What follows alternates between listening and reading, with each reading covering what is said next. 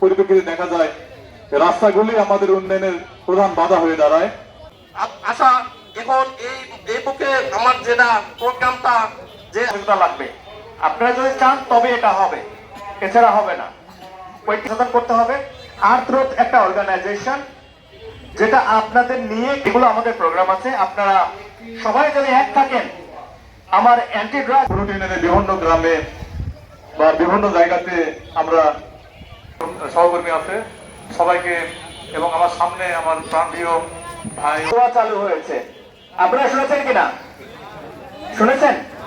সমাজের মধ্যে এমনকি স্কুল পর্যায়ে ছেলেমেয়েরা মাদক নিচ্ছে, মাদকের কারণ নাই। আমি একটা উদাহরণ দিচ্ছি। আমাদের পাশে নেপাল নামে একটা দেশ আছে, আপনার নাম নাই। একটা বাজারে লাইট দরকার আছে কিনা বলুন? যদি নিশা করে বেড়ে যায়, একটু বৃষ্টি হলে পানি জমে যায়, যাওয়া যায় না, নোংরা পুরো ড্রেনেজ ব্যবস্থা বড় কারণে আমাদের পুরুলিয়ার যে সম্মান, পুরুলিয়া এলাকার যে গর্ব, পুরুলিয়া এলাকার যে বাজার, বন্ধ বিষয় হচ্ছে আমাদের পুলুটকে বাসযোগ্য করা এবং আমাদের এখানে সামনে রেখে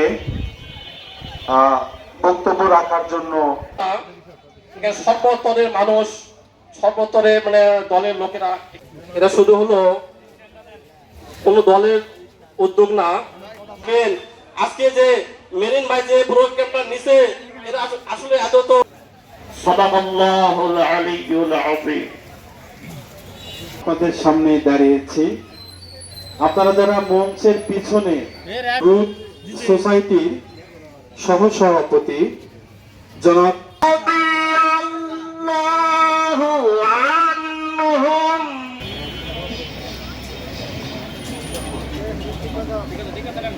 তাই কারো এটা মনে করার কোনো কারণ নাই যেটা ব্যক্তিগত কোনো স্বার্থে এ ধরনের একটা প্রোগ্রাম করা বা আপনাদের টাকা, এটা একেবারেই না। তাহলে কেন করেছি? কারণ পুলট আমার জন্মভূমি, এই জন্মস্থানটা একেবারেই একটা বিশ্রী ব্যবস্থার মধ্যে দিয়ে যাচ্ছে। আমি জানি না আপনারা ফিল করতে পারেন কিনা। আমি যখন বাইরে থেকে চলে আসি তখন বিষয়গুলো খুব বেশি রকম ফিল করি।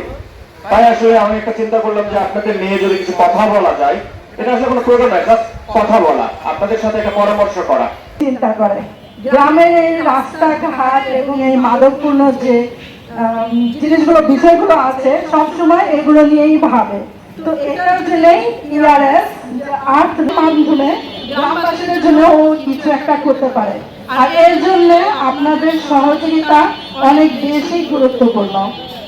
আসলে বাংলা তেমন ভালো বলতে পারি না, যে আমার কোনো ভুল হয় তাহলে আপনারা আমাকে নেশামুক্ত ও সুন্দর গ্রাম গড়ে তুলি, এবং আপনাদের সবার সহযোগিতা কামনা করছি। আল্লাহ নবী বলেছেন সমস্ত পাপের মূল হচ্ছে এই মাদকাসক্ত। সমস্ত পাপের মা হচ্ছে মদ। আল্লাহ নবী যখন মদকে হারাম ঘোষণা করলেন, তার জামাতা হযরতে ওসমান রাদিয়াল্লাহু আনহুর মদের ব্যবসা ছিল। উনি মসজিদ থেকে বাসায় যারা মদের সমস্ত ভাণ্ডগুলি ভেঙে মদের মানে টানিগুলি ছেড়ে দেয়। কি করতে হবে? আমরা করতে পারি, রাস্তাগুলো যখন ভঙ্গুর থাকে কোনো একটা বড় পরিসরে চলে যায়, এমন এক পর্যায়ে যায় যে তখন তারা আর তাদের